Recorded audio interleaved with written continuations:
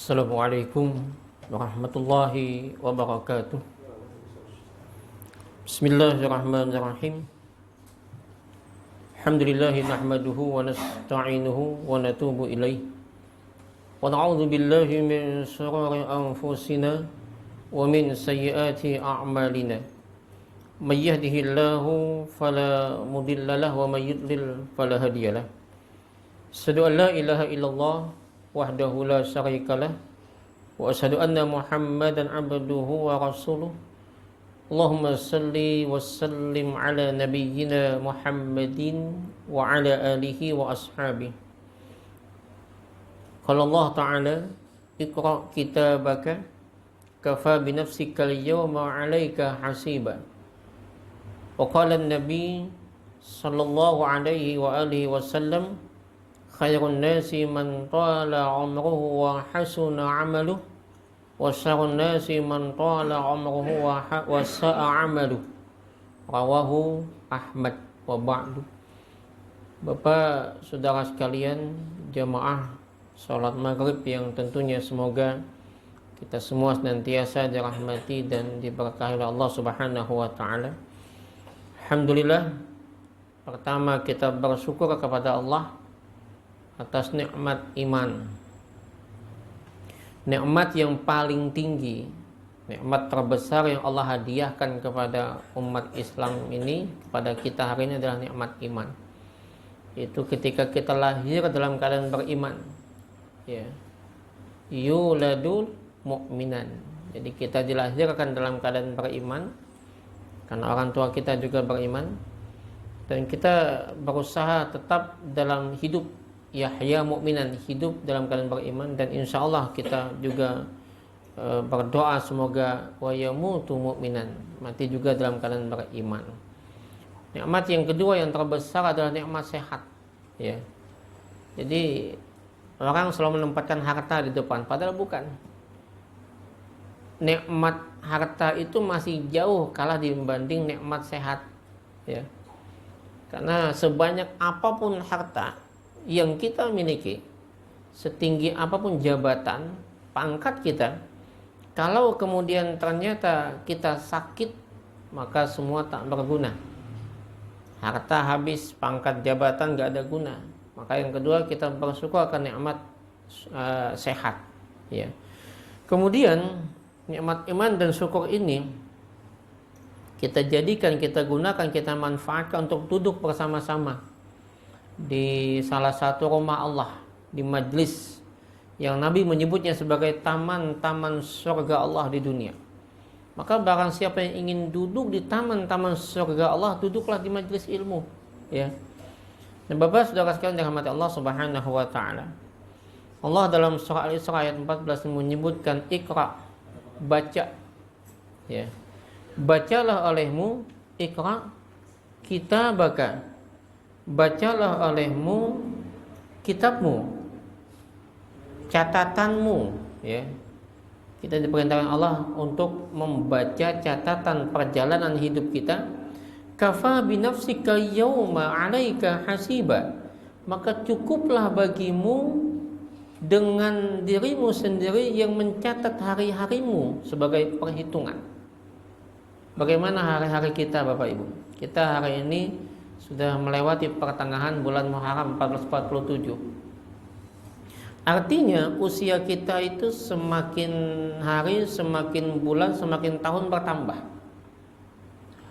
Ketika usia kita bertambah dalam hitungan angka, bahwa kalau hari ini usia kita tadinya 40 tambah setahun 41, atau 50 jadi 51, 60 jadi 61, maka sejatinya jatah kita di dunia berkurang dan hidup itu tidak terasa, ya. Perjalanan hidup itu tiba-tiba semua, ya. Dulu kita masih kanak-kanak kecil, kemudian tiba-tiba remaja, tiba-tiba kita sudah dewasa, tiba-tiba kita menikah, tiba-tiba punya anak, tiba-tiba semua. Hampir semua yang kita jalani tak terasa. Tiba-tiba sudah menua, tiba-tiba udah punya anak, bahkan tiba-tiba udah punya cucu. Dan ada juga yang tiba-tiba meninggal, ya.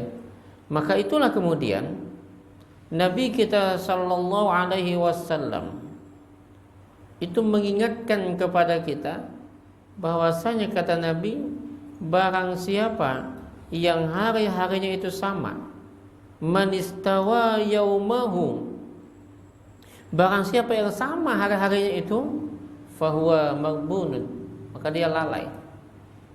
Hari ini sama dengan besok, besok sama dengan lusa, atau hari ini sama dengan kemarin, tahun ini sama dengan tahun kemarin, tahun depan sama dengan tahun ini, maghbun, maka dia adalah orang yang lalai. Wa man kana ghaduhu, dan siapa yang ghadnya, besoknya ternyata syaram yaumi, lebih buruk daripada hari yang ini, atau hari ini lebih buruk daripada hari kemarin, atau bulan ini daripada bulan kemarin, dan seterusnya, maka fahuwa mal'un, dia celaka. Usia bertambah, amalan tidak bertambah, jatah hidup berkurang, maka dia celaka. Wa man lam yakun fi ziyadah, maka barang siapa kata Nabi yang tidak menambah dalam hidup itu, tidak menambah kebaikan-kebaikan, fahuwa fin nuqsan, maka dia adalah dalam kerugian. Wa man kana nuqsan, dan barang siapa yang selalu dalam kerugian, fal mautu khairul lah, maka kematian lebih baik bagi dia. Jadi artinya kalau tidak menambah-nambah, ya udahlah, mati lebih baik bagi dia. Wa man istaqa, siapa yang rindu ilal jannah, kepada surga, sara'a fil khairat, maka bersegeralah dalam kebaikan-kebaikan. Hadis ini dari Ad-Dailami min hadis Muhammad bin Sawqah anil Haris an Ali, disebutkan bahwa hadis ini sanadnya dhaif, hadisnya lemah ya. Tetapi meskipun lemah, ya hadisnya lemah, tetapi meskipun hadis ini lemah, namun tidak bertentangan ya dengan hadis yang lain. Nah, jadi hadis ini lemah derajatnya. Nah, Bapak Ibu yang dirahmati oleh Allah Subhanahu wa taala, karena kematian itu sangat dekat, maka Nabi ingatkan al-kayyis, orang yang cerdas hidup itu. Orang yang cerdas itu yang gimana? Jadi yang cerdas itu bukan yang bergelar profesor, doktor, atau insinyur atau apa, kemudian kepalanya longkor dan sebagainya, bukan. Jadi al-kayyis, yang cerdas itu man dana nafsah, orang yang mampu mengendalikan nafsu. Ini cerdas. Jadi cerdas itu mampu mengendalikan nafsu ya, sesaat kan nafsu itu. Nafsu ya dua kan, nafsu perut dan nafsu bawah perut kita. Kalau perut itu ya keinginan menumpuk-numpuk harta. Nafsu perut juga berkaitan juga dengan kekayaan ya, hal-hal lezat. Nafsu bawah perut itu kekuasaan, harta juga termasuk ya. Wa amila lima ba'dal maut, dan dia beramal untuk setelah kematian. Jadi beramal demi sesuatu nanti setelah kematian.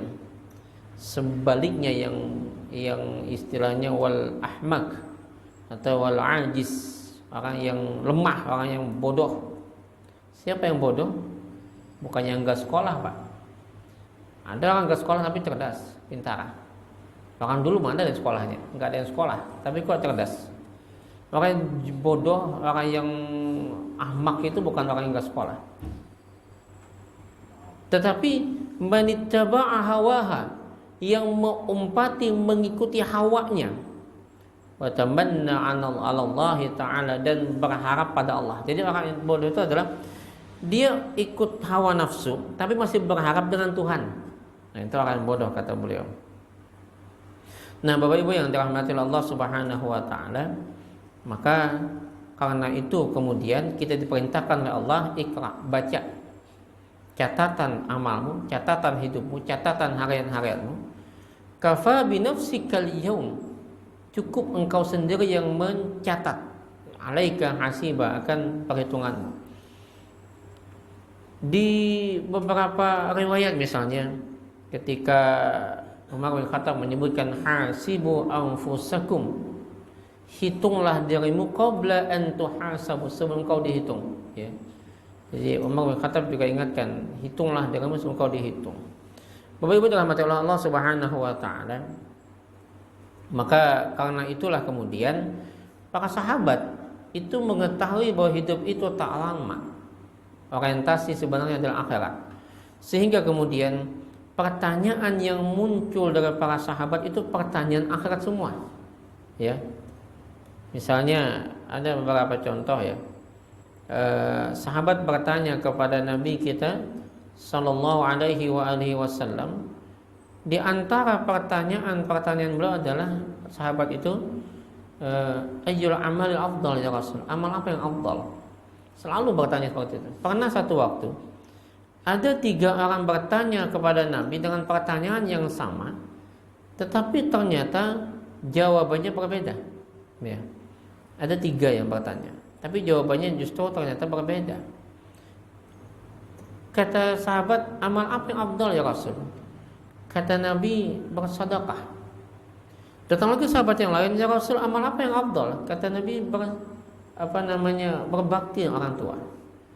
Datang lagi, ya Rasul, amal apa yang baik afdal? Kata Nabi, jihad. Sahabat yang ada bingung. Ini menunjukkan kecerdasan Nabi ya ketika berhadapan dengan pertanyaan. Kenapa ya Rasul kok pertanyaannya sama, jawabannya beda? Kita harus menangkap bahwa boleh jadi sesuatu hal yang Islam itu sama kita semua, tapi mungkin jalan berbeda. Ya. Dalam sholat saja berbeda, bermacam-macam perbedaan. Ada yang takbirnya sejajar dengan mengangkat tangan sejajar dengan bahu, hadwal mangkibai. Ada yang sejajar dengan telinga. Ya, boleh berbeda, nggak usah kita soalkan perbedaan itu. Karena perbedaan itu justru menimbulkan apa istilahnya? Kekayaan atau kelebihan umat kita di dalam perbedaan. Sepanjang perbedaan yang ada dalilnya. Nah, maka kata Nabi yang pertama itu dia minta amal apa yang afdal, saya bilang sedekah. Kenapa? Dia engken. Dia nggak mau bersedekah. Yang kedua, kenapa ya Rasul yang kedua jawab pertanyaannya adalah sama, tapi jawabannya kok bakti kepada orang tua. Kata Nabi dia orang dengan orang tuanya berani. Dan yang ketiga ada yang bertanya tentang amal apa yang afdal, kata Nabi adalah jihad. Kenapa? Dia pengecut. Ada pewanian. Ada kan ini. Hendak bekami aja ke WC, tegani bini tengah malam. Mun hakun cari ada aja tuh. Dan ini pangling di tengah malam, bodoh, pas menentah tahajud bodoh, berbunyi kletek hantu, padahal tikus, ibaratkan hantu, pemamai tikus, unda tikus dan hantu aja tikus kan. Ada lagi pernah ya, sahabat misalnya Muaz bin Jabal, itu pernah duduk bersama Nabi, kuntu ma'an Nabi sallallahu alaihi wasallam fi safar. Aku pernah duduk bersama Nabi dalam sebuah perjalanan. Fa asbahtu yawman, maka satu waktu di hari pagi itu, fa asbahtu pagi hari. Kami dekat ya. Kemudian aku bertanya kepada Nabi, ya Rasulullah, akhbirni bi amali yudkhilunil jannah. Kabarkan kepadaku bi amalin, satu amalan yudkhilunil jannah, yang memasukkan aku ke dalam surga, wa yubaiduni minan nar, dan menjauhkan aku dari api neraka. Sahabat itu bertanya, apa ya Rasul amalan? Kabarkan kepadaku amalan itu yang bisa mendekatkan aku ke dalam surga dan menjauhkan, wa yubaiduni, menjauhkan aku minan nar, dari api neraka. Maka Nabi mengatakan, laqad sa'altani an 'azim. Ini sungguh pertanyaan yang besar. Jadi pertanyaan yang besar ini, ya. Enggak kayak kita zaman sekarang kan pertanyaannya, Ustaz, adakah amalan supaya sugih? Wah, itu bukan pertanyaan yang besar. Ustaz, adalah amalan supaya dagangan laris supaya lakas laku misalnya. Ya. Adakah amalan supaya lakas kawin lagi misalnya? Ada kayak itu pertanyaan-pertanyaan. Hendak sugih lah apalah, apa amalan sugih? Saya bilang kadang menabung 1 juta sehari sugih kamu dia kalau amalan tuh. Ini pertanyaan besar ya. Dan sesuatu yang dipandang mudah ya bagi yang memudahkan ya. Maka Nabi mengatakan ta'budullah, sembahlah Allah. Kalau ingin engkau itu masuk surga dan jauh dari neraka, ta'budullah, sembahlah Allah. Wala tusyrik bihi syai'an, jangan menyekutukan dia sedikit pun. Jangan sekutukan Allah. Ya, Allah satu. Dia yang menciptakan kita. Dia yang menjadikan bumi sebagai hamparan tempat berpijak kita. Ya. Alladzi dia yang menjadikan bumi sebagai tempat berpijak. Was-samaa'a bina, kemudian langit sebagai atap di atas kita. Dia juga yang kemudian menjadikan wa anzala minas samaa'i ma'an, menurunkan hujan dari air itu, dari langit itu, kemudian turun ke bumi, lalu membasahi tumbuhan, padi, kebun dan sebagainya, sehingga kemudian fa akhraja bihi minas samarat, tumbuhlah dengan dia buahan, makanan kita. Untuk apa semua itu Allah jadikan rezeki kalian? Maka kata Allah, fala taj'alu lillahi andada. Maka jangan kau jadikan bagi dia Allah itu andad, tandingan-tandingan. Wa antum ta'lamun, padahal kalian tahu. Ya. Nah, jadi Allah itu pencipta kita satu. Cuman hari ini banyak manusia mengaku bertuhankan satu, faktanya dua. Apa faktanya dua? Dia menciptakan Tuhan sorangan. Jabatan, kekuasaan, harta, kekayaan, pangkat. Kadang-kadang kita mengejar itu mati-matian, seolah dialah Tuhan kita.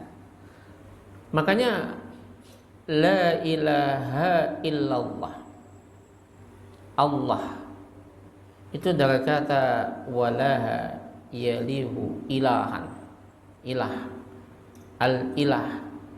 Ilah itu sesuatu yang kita rindu, kita inginkan, kita khawatir kehilangan, dia itu ilah. Maka tidak ada ilah kecuali Allah. Ya.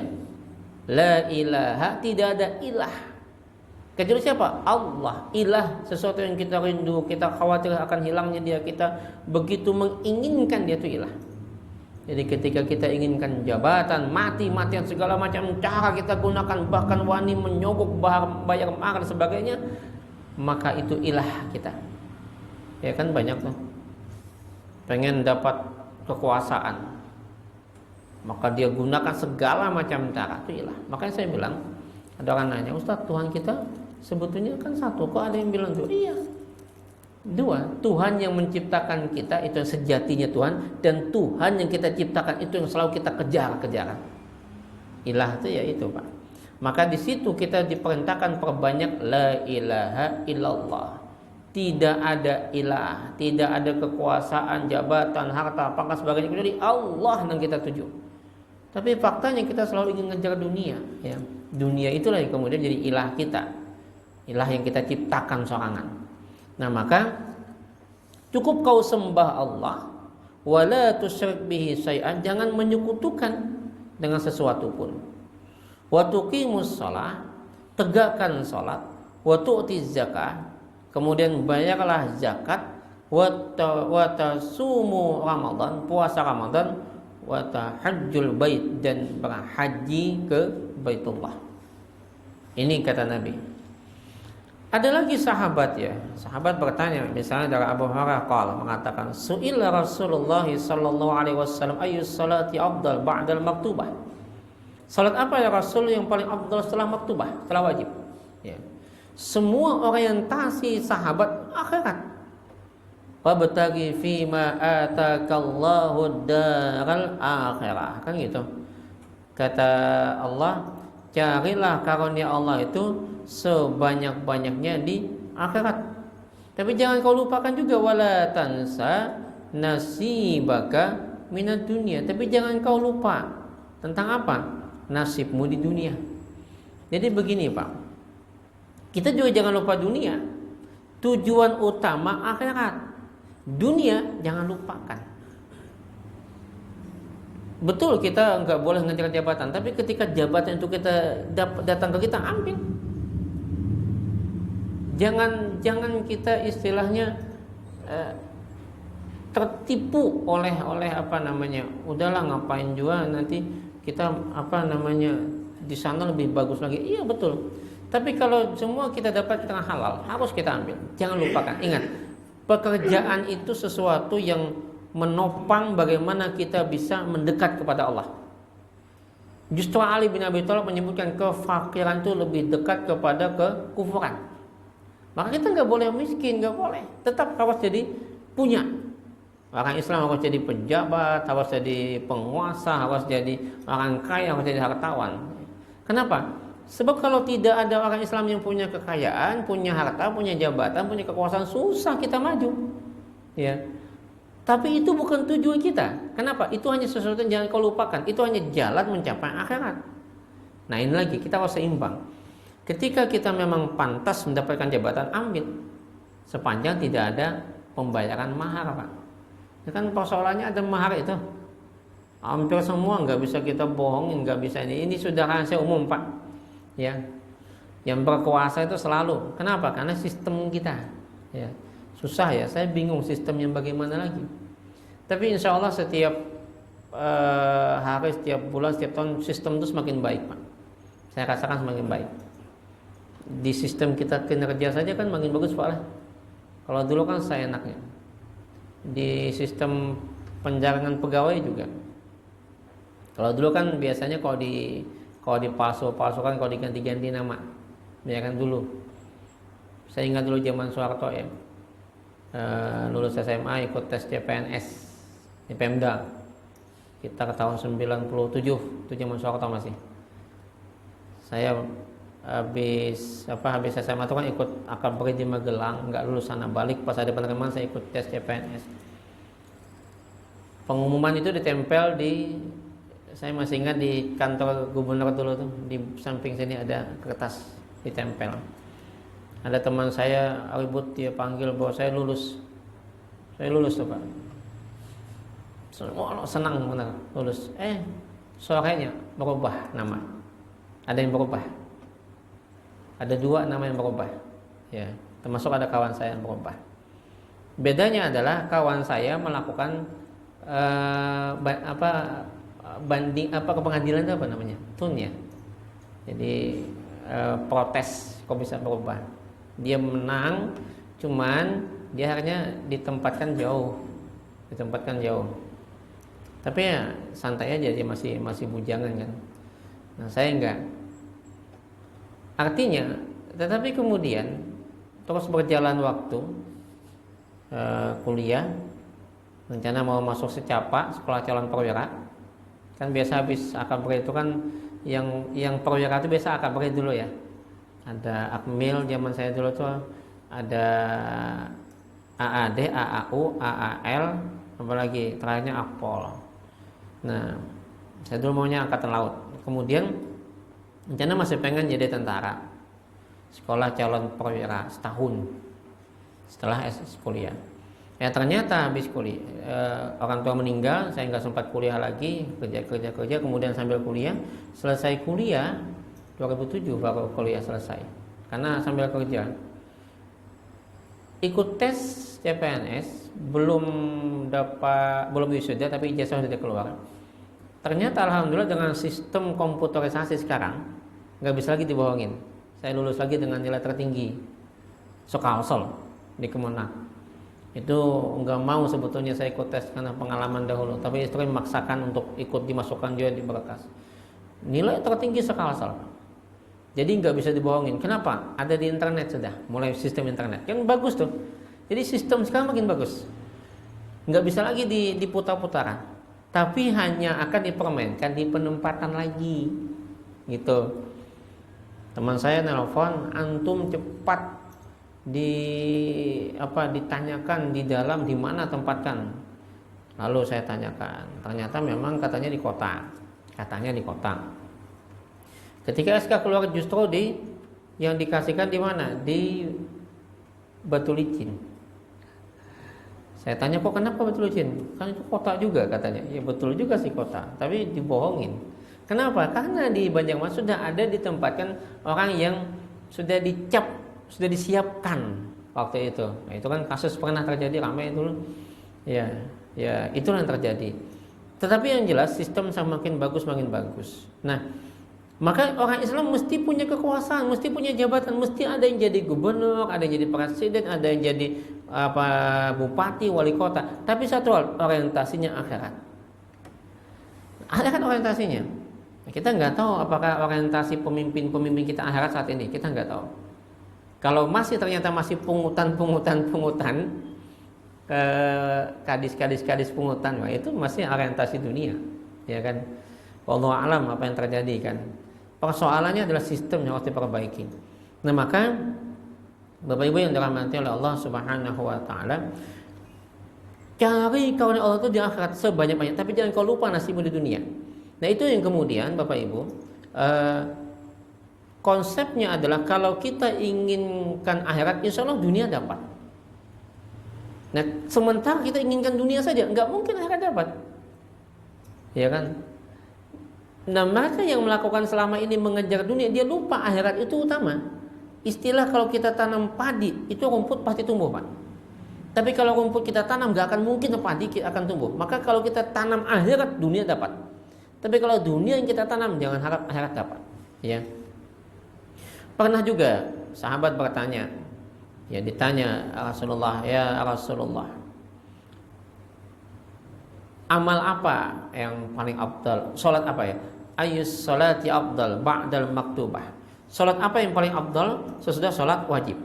Qal, maka bersabda Nabi, as-salatu fi jawfil lail. Salat di waktu tengah malam. Salat di tengah malam. Kenapa salat di tengah malam? Salat di tengah malam itu adalah salat yang paling afdal yang tidak pernah sedikit pun Nabi tinggalkan. Enggak pernah. Kecuali Nabi pernah sakit yang terlalu banget sehingga beliau nggak sempat sholat tahajud, beliau ganti besoknya dengan sholat duha jadi 12 rakaat. Jadi ganti dalam sholat duha. Nah, kenapa? Yang kedua, sholat paling afdal adalah tengah malam. Sholat di mana kita begitu dekat dengan Tuhan di saat semua orang tertiduran. Ya, apa istilahnya ya? Ketika alam semesta dengan Tuhan yang mengelola alam ini, menyatukan seluruh energi yang ada di alam ini, menyatu menjadi sebuah doa, itu diijabah Tuhan dalam sholat tengah malam itu. Nah, kemudian pertanyaan sahabat lagi apa? Summa yusyam afdal ba'da Ramadan. Lalu ditanya lagi, puasa apa ya Rasul afdal utama sesudah bulan Ramadan? Nah ini terkait dengan bulan ini juga ternyata. Apa kata Nabi? Syahrullah, bulan Allah. Semua bulan itu sejatinya milik Allah, tapi khusus ini Nabi menyebutnya syahrullah alladzi tad'unahul muharram, yang mereka orang itu menyebutnya dengan sebutan bulan Muharram. Bulan Muharram. Nabi enggak menyebut tanggalnya, tapi bulannya. Berarti sebulanan ini yang afdal. Ya. Hadis riwayat Ahmad, Muslim, Abu Daud. Berarti Nabi tidak menyebut Asyura, tapi menyebut bulan Muharram. Nah, namun terkait dengan Asyura, memang ini yang apa istilahnya satu amalan yang dikerjakan oleh orang terdahulu. Bahkan Aisyah menyebutkan kana yasumu Quraisy, adalah orang Quraisy juga memuasakannya fil jahiliyah, pada masa jahiliyah. Bahkan Rasulullah juga berpuasa Asyura semasa jahiliyah. Jadi Asyura itu bukan tradisi yang ada pada umat Islam, bukan. Itu tradisi orang Yahudi, Nasrani, dan Quraisy semasa jahiliyah. Loh, bolehkah Ustaz kita mengambil satu amalan, satu tradisi, satu pekerjaan yang milik ahlul kitab, milik orang Nasrani, milik orang Yahudi? Boleh. Tapi kan ada hadis Ustaz. Apa hadisnya? Man tasabbaha biqaumin fahuwa minhum. Kan gitu. Man tasabbaha, barang siapa yang bertasabbuh dengan satu kaum, maka fahuwa minhum, dia termasuk pada jenis kaum itu. Ini hati-hati sedikit Bapak Ibu ya. Ketika kita memahami tentang hadis man tasabbaha biqaumin fahuwa minhum, itu hati-hati. Kenapa? Karena hadis itu sebenarnya berkaitan dengan pertanyaan sahabat ketika perang Uhud. Bukan lantas kemudian setiap yang sama itu adalah kelompok dia, bukan. Apa istilahnya lah? Tidak mesti sesuatu yang sama ini itu adalah kelompoknya. Kita sering pakai gamis kan, pakai bolang, pakai ini segala macam. Padahal itu tradisi ya. Apakah kemudian kita kelompok Arab? Enggak, kita tetap orang Indonesia ya. Cuman karena kita cinta kepada Nabi, kita menggunakan pakaian-pakaian yang dipakai oleh Nabi. Ingat, Islam itu bukan Arab. Islam itu adalah Quran dan nabinya. Itu Islam. Bukan Arabnya. Patokan kita bukan Arab. Karena kalau kita patokan Arab pada masa dulu jahiliyah. Bahkan sampai ini mungkin masih ada sisa-sisa jahiliyah itu. Sifat-sifatnya, kekasarannya masih ada. Nah, adapun kemudian kita pakai gamis, kita pakai bolang, kita pakai sorban, karena kita cinta kepada Nabi, itu boleh. Bukan karena Arabnya. Misalkan lagi, Nabi itu ternyata beliau menyenangi atau menyukai, bahkan mensepakati gaya rambutnya ahlul kitab. Ya, Nabi itu sangat menyukai, bahkan wa kana Nabi sallallahu alaihi wasallam yuhibbu muwafaqata ahli kitab.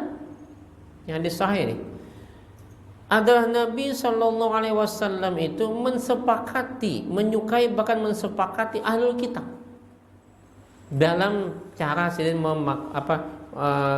rambut beliau, rambut tergerai dan belah tengah ya. Bahkan beliau membelah tengah rambut beliau itu sebagaimana kaum Nasrani ya, ahlul kitab. Nah, jadi yang dimaksudkan dengan man tasabbah itu dia semua.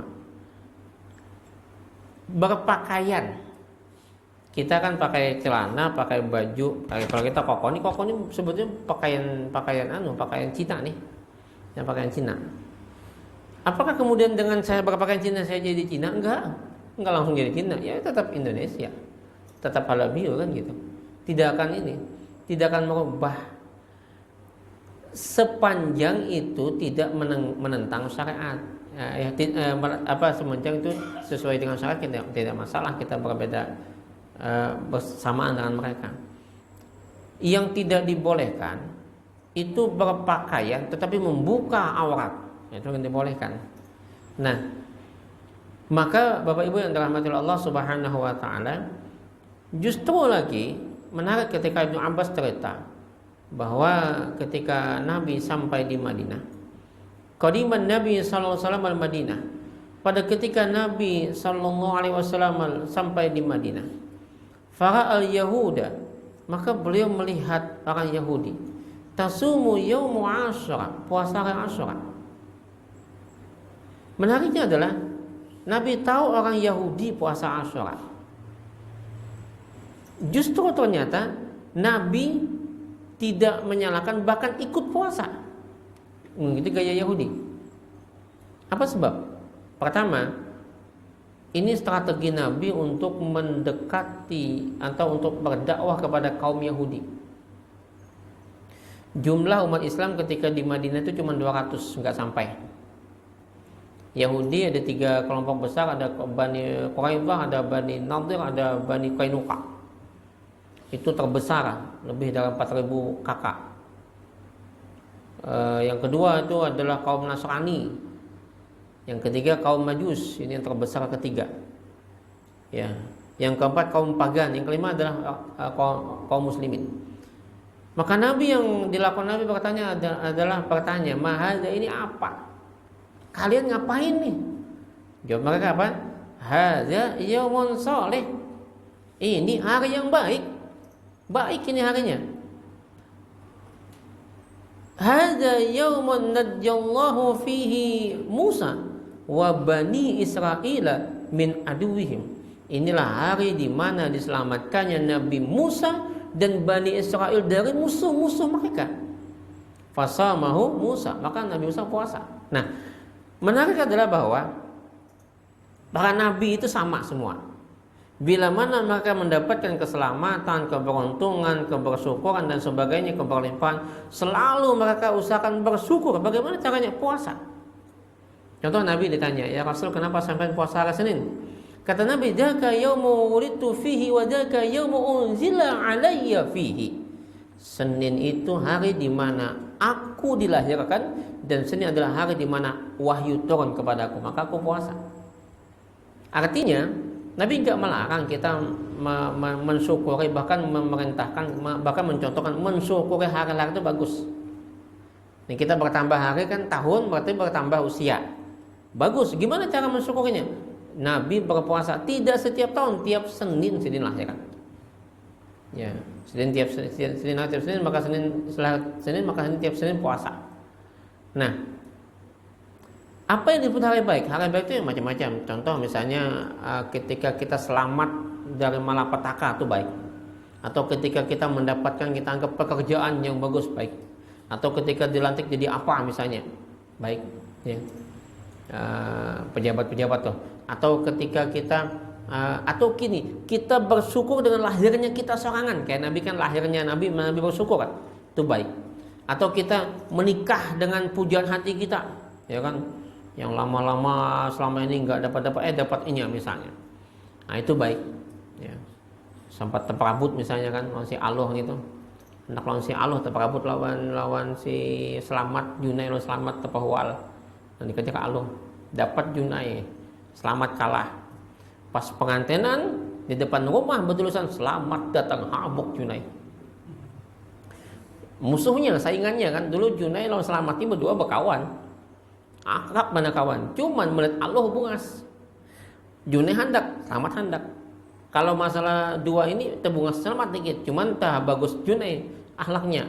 Kalau Junai pemberian, kada engken, Selamat engken. Jadi waktu berpacaran tuh engken benar saja kan. Junai kada dipilih bini itu adalah yang pemberian. Yang perempuan tuh nggak perlu ganteng, nggak perlu tampan, nggak perlu cakep, yang penting baik kan gitu, yang penting duit kan gitu. Terpenting itu Pak. Ya. Biar lawas kita tolak kemana, yang penting boleh bawa duit kan gitu perempuan. Biar kita yang penting bawa duit kan gitu. Nah, nikah kawan lawan si Alo. Rupanya di depan rumah si Alo bertulisan Junai datang tuh, lagi berdatang Junai. Di depan bertulisan "Selamat datang Hamuk Junai." Ganti selamat, ganti apa? Junai datang. Misalnya, maka merasa sudah berganti Junai datang, hampir selamat datang, maka puasa. Kan mesti gitu si Junai tadi. Ya, itu kisah aja ya. Ya macam-macam kisah, Bang. Nah, kemudian Bapak Ibu, lalu Nabi mengatakan ketika tahu bahwa Nabi Musa itu puasa, apa kata Nabi? "Ana ahaqqa bi Musa minkum." Aku juga punya hak atas Musa dari kalian. Ini bahasa diplomasi, Pak. Apa maksudnya? Dengan jumlah sedikit kita berdakwah dengan menghadapi jumlah yang banyak. Itu kalau tidak kita masuki dulu bagian terdalam orang itu, perasaannya susah. Kalau kita langsung menghantam, Pak, susah. Di satu kampung nih ada tokoh dan dia karismatik. Saya datang, kemudian saya langsung menyalahkan tokoh, walaupun saya benar Pak, nggak akan diterima oleh kampung kan, walaupun benar. Tapi kalau kita udah bisa merasuk ke dalam, itu yang saya bilang, kalau dakwah itu perlu seni. Jangan dikit-dikit pukul, jangan dipukul, dirangkul dulu, seni. Ya, nah. Makanya para dai itu harus punya pengalaman berdakwah ke pelosok-pelosok yang menghadapi tradisi yang bermacam-macam. Gimana dia menghadapi ini, datang-datang kok langsung ceramah bid'ah, ketakutan bid'ah. Sian orang seperti bid'ah, kafir. Kayak Sidin yang membagusnya. Sidin ampun sorry kata Sidin serangan. Iya kan? Itu bukan dakwah yang arif, bukan. Itu memponis. Dakwah itu tidak menjudge, tidak menghakimi. Dakwah itu mengajak. Ud'u ila sabil rabbik bil hikmah. Ajaklah, bawalah ila sabil rabbik, kepada jalan Tuhanmu, bil hikmah, dengan bijak, dengan arif. Ya. Wal mau'izatil hasanah, dengan nasihat yang baik. Wajadilhum billati hiya ahsan, dan kalau hendak berdebat, debat yang paling ahsan, paling bagus, yang tidak menyakiti dan melukai perasaan orang lain. Tapi kalau saya bisa datang, ada di sini tokoh hebat, karismatik, ada cucunya masih, saya bilang, Pak, ulun rancak mendengar nama Kai Pian, kada pernah bertamu, cuma rancak mendengar sidin. Uma bila mendengar sidin itu asa nyaman hati itu. Pengen juga Pang ulun bertamu, tapi kada sempat lawan pian, bahkan alhamdulillah ulun gin punya hak, istilahnya ulun hendak berguru ulun sidin lah. Ulun yakin di hadapan kita, misalnya cucunya atau siapa, itu langsung hatinya terbuka, Pak. Itu terbuka. Dan itu sekarang saya alami. Ya. Tahun 2000-an saya ngisi ceramah di Palingkau diminta. Usia masih 22, Pak, untuk tablik akbar. Saya biasa kalau masih muda, masih kayak gitu usia, biasanya kan orang menganggap remeh, biasa usia 20 tahun. Itu saya datang enggak dijemput, saya datang duluan. Saya bilang nanti saya datang duluan sehari sebelumnya. Kalau dulu kan gitu, enggak banyak pekerjaan. Saya cari siapa tokoh di sana, Pak. Siapa tokoh? Itu dulu dekatin. Karena kan manusia punya perasaan. Boleh jadi tokoh itu tersinggung dan datangnya anak muda datang ke Banjarmasin. Kenapa ini kan disuruh? Ketika saya datang kepada beliau, malam-malam saya ketok pintu, di depan rumah itu sudah berkumpul banyak, ada sepeda, ada kendaraan, ada sendal hibak. Ternyata dalam rumah Sidin ada Sidin bersama murid-murid Sidin. Ulun ketok lawang, Waalaikumsalam. Dibuka lawang, terkejut, siapa orang asing datang. Jadi ulun kurawai ulun dari Banjarmasin. Ya kan ulun Husaini Sahlan. Ulun diminta oleh panitia masjid, anak-anak muda di sini, remaja masjid, untuk mengisi tablik malam ini, malam esok, malam besok. Namun pian mengizinakan ulun mengisi, mun pian kada ya ulun boleh. Apa aja sidin? Untung ikam datang malam nih. Ini mau kuna terkumpul. Gasan apa? Hendak membatalkan. Ini betakun, pian tahukah kok ada penganu malam tahu cuman kada di Kiau, kada di anu, ini orang Banjar di Kiau. Ikam datang kada sidin. Ikam tetap aja ceramah esok, muridku suruh datang ke sana. Pak. Ternyata apa? Dia punya karisma, muridnya tersinggung, kok orang lain yang di Kiau. Itu makanya ulun kadang-kadang kalau kanu hormati kiai di tempat. Pak, kadang-kadang kita mengira orang jauh tuh di sini kan ada di Kiaunya, asa kayak apa ya lah. Itu kita tiap mana mengundang orang luar, orang dalam banyak. Akhirnya sampai hari ini bila ada kegiatan Isra Mi'raj atau Maulid ada di sana di Kiau ulun. Cuma ulun satu minta dan beliau akhirnya paham, tolong kalau Maulid jangan di dalam masjid, di luar aja. Begendangannya di luar. Karena kadang kalau langsung ulun tatak batang Pak, ampian bermulut kada bisa. Tapi tolong di luar. Akhirnya diolah tenda di luar. Ramai Pak. Cuman isinya ya, sama yang biasa kita sampaikan. Nah, kalau kada salah nama beliau tuh Baharan kalau kada salah. Beliau sampai ini masih hidup. Beliau lama di Mekah, terkumpul di Taif dengan beberapa kiai kita, bahkan sempat bertemu dengan Prof. Yusran Salman. Ketika Prof. Yusran Salman kuliah di Mekah, di Madinah ya, Madinah kalau enggak. Maka apa Madinah beliau tuh? Ummul Qura atau di Universitas Madinah. Pokoknya pernah ketemu kata beliau dengan Prof. Yusran Salman. Nah, ternyata beliau ini juga masih ada hubungan keluarga dengan Dr. Sabran di Amuntai. Tokoh ternyata. Apa yang terjadi Bapak Ibu? Kita ternyata walaupun yang kita sampaikan itu benar tapi tidak diorganisir dengan baik, kita akan kalah. Ya kan? Akhirnya justru dengan cara Nabi mendekati tokoh Yahudi tadi, Nabi kemudian memerintahkan sahabat puasa, lama-kelamaan justru umat Islam tambah besar. Di tahun ke-10 Hijrah baru Nabi ubah, tidak lagi puasa Asyura, tapi puasa Taswa. Idza kana al-'amul muqbil insyaallah sumnal yaumat tasi'. Jikalau tahun dihadap, insyaallah kita puasa hari yang ke-9. Cuman belum sampai hari tahun depan Nabi wafat, sehingga nggak sempat puasa Taswa. Artinya apa?